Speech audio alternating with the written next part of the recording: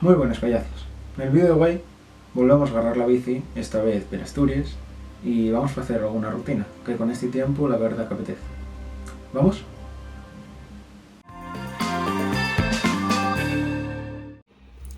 Entamamos la ruta dende a Sableira de San Lloriente, en Xixón, onde la verdad que hai unha montonera de xente, e empobinámonos pa la altura en Fanzón, unha subida curta e fácil de alrededor de 3 km, aunque tiene la vertiente de la Prudencia, máis larga, e la de Deva, máis dura.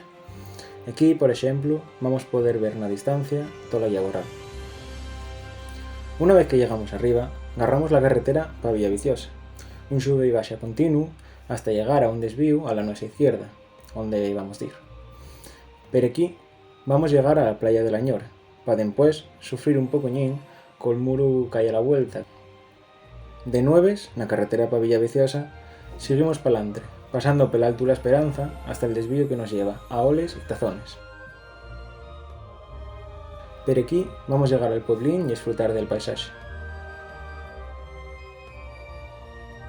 Y a la vuelta, metémonos pela derecha, pero un camino de unos 500 metros al 8% que yo la verdad que no esperaba, y que nos va a llevar al faro, un sitio también per guapo. Una vez hecho esto, no más queda volver pela carretera en sentido inverso, llegando de nuevo a Xixón y a la playa de San Lloriente.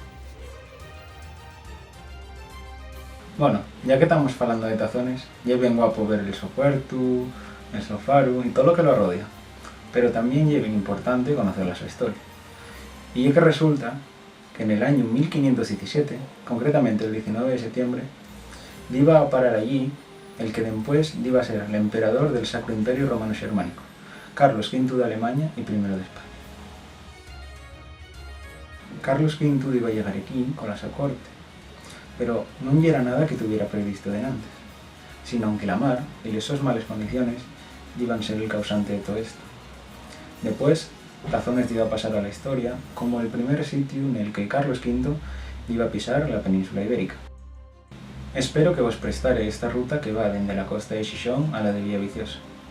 No es una ruta muy fácil, pero tampoco difícil. Son unos 70 kilómetros con unos 1100 kilómetros de desnivel positivo.